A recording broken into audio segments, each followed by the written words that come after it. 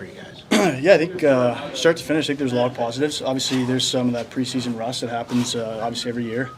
We obviously got off to a great start, and it was awesome to see that a few different lines kicking in offensively. And when you start 2-0 in the first 2 minutes of the game, you obviously can't complain. So you learn to play with a lead, and there's a lot of things and learners that you take away from preseason, whether you're a veteran or a young guy. And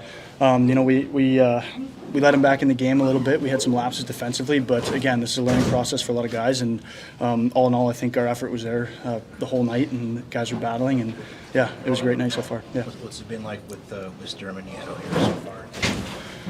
I think they play a game similar to mine, and it's been so easy. I think it's a pretty seamless transition coming from last year, the role I was in. And like I said, it's just so easy to play with guys like that. And we have little talks before the game, but it's nothing too major because we kind of know our role, and we go out there and just create energy. And, we had some chances tonight. Obviously, we didn't see it on the score sheet. There was some offensive chances that, we just didn't go our way, but it's a long season, and, those bounces are going to start going in for us. So I'm excited to keep playing with those guys, and hopefully we can develop some more chemistry.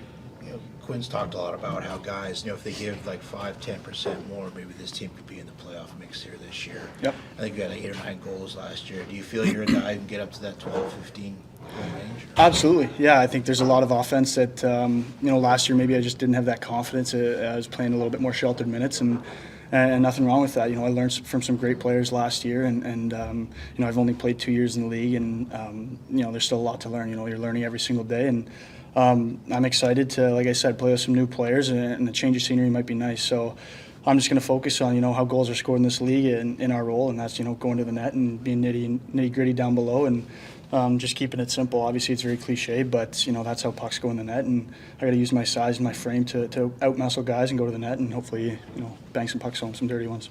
So you put off a nice little move there on Comtois at the end there. Should we expect more of that from you this season? Yeah, every once in a while, capable of doing something like that, but don't expect that too often.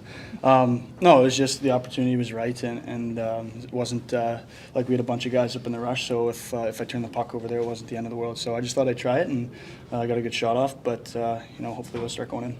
So you guys were Last one here. You were mostly in control of the game the whole 3 periods, but they got within 1. Were you worried about another overtime game?